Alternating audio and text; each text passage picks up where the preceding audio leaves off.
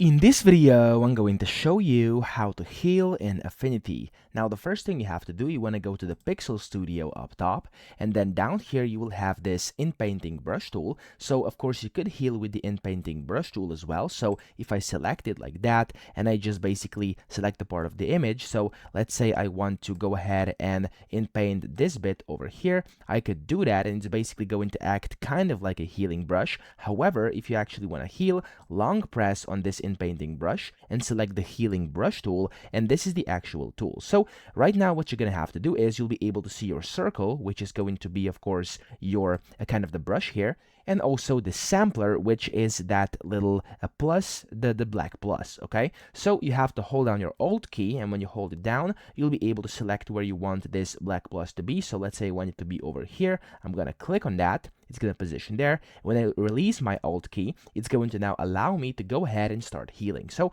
I can just go ahead and paint, for example, over this, over here, and just like this, I've essentially created it. So as you can see, I've basically just moved this object over here. I could also just go over like this and a bit more. There we go, and it's going to look a bit better. Okay, so that's how we can do it. Just select it with the Alt key. So let's say I want to select, let's say, this bit over here with the Alt key, and then I can go ahead and just add on some more trees up here. It's going to be a bit trickier, but of course it is achievable if you know what you're doing. And yeah, there we go. That's how we can use the heal brush. I hope this video helped you out. If it did, please subscribe to the channel and help me out as well.